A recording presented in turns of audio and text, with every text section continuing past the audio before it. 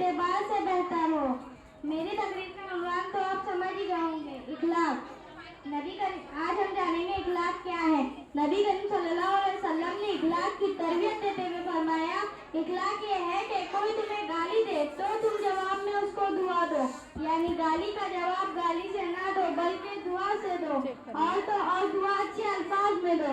जो तुम्हें बुरा कहे तुम उसको अच्छा कहो, जो तुम्हारी बददुआई करे तुम उसकी तारीफ और अच्छाई बयान करो, जो तुम पर ज्यादती करे तुम उसे माफ करो। ये हमारे लिए इखलाक की तरबियत का सबसे आला नमूना है। अगर हमारा माशरा इस पर अमल करे तो माशरे से तमाम इखलाकी खराबियां खुद ब खुद खत्म हो सकती है और माशरा अमन व उखवत का भाईचारे का गहवारा बन सकता है। मौजूद सामईन, इखलाक किसी भी कौम की जिंदगी के लिए रीढ़ की हड्डी की हैसियत रखता है, हाँ वो किसी भी मजहब से ताल्लुक रखते हो।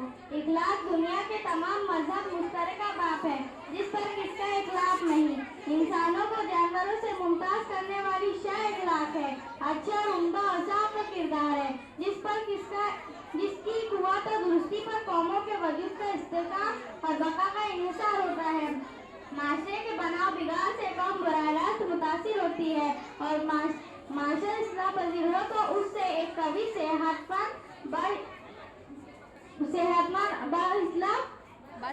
बासलाहियत कौम वजूद में आती है और माशरा बिगाड़ का शिकार हो तो उसका फसाद कौम को घुन की तरह खा जाता है। जिस माशरे में इखलाकियत नापैद हो वो कभी मस्जिद नहीं बन सकती। इसमें इज्तिमाई रवादारी, मसावत, उखवत, बाहमी भाईचारा परवान नहीं चल सकता।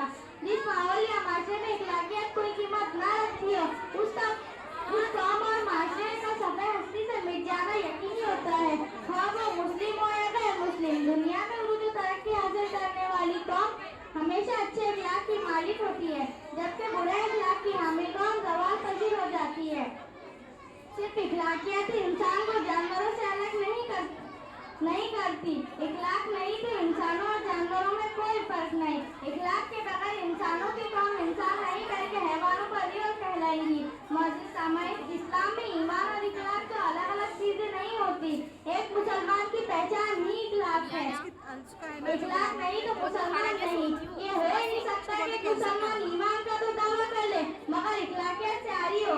हमारे नबी करीम सल्लल्लाहु अलैहि वसल्लम कायनात में इखलाकियत के सबसे आला नमूना है। हजरत बदकिस्मती से आज के हमारे सुगर रसीदा माशरे में इखलाकियत, तहजीब, तमद्दुन व तादीब के आसार ही नहीं पाए जाते। यही वजह है कि हम कौमों में रुसवा और ज़वाल पजीर हो रहे हैं और बिगाड़ का गुण हमें दीमक की तरह खा रहा है। वो दिन जिसकी हकीकी पहचान इखलाकियत का अजीम बाप था और जिसकी तकमील के लिए आप सल्लल्लाहु अलैहि वसल्लम मबऊस किए गए थे, वो दिन जिसने मामलात को असल दिन करार दिया है, आज इस दिन को मानने वाले इखलाकियत और मामलात में इस पस्ती तक गिर चुके हैं कि इसको बयान ही नहीं किया जा सकता। इसलिए हमें चाहिए कि हमारे इखलाक को बुलंदतर बनाने की कोशिश करें क्योंकि यही हमारे दीन की तालीम है। मैं इस शेर के साथ आपसे इजाजत लेती हूँ कि इकबाल बड़ा उपदेशक है, मन बातों से मुफ्त लेता है। इकबाल बड़ा उपदेशक है, मन बातों से मुफ्त लेता है। उस्ताद का गाजी तो बना, किरदार का गाजी बनना।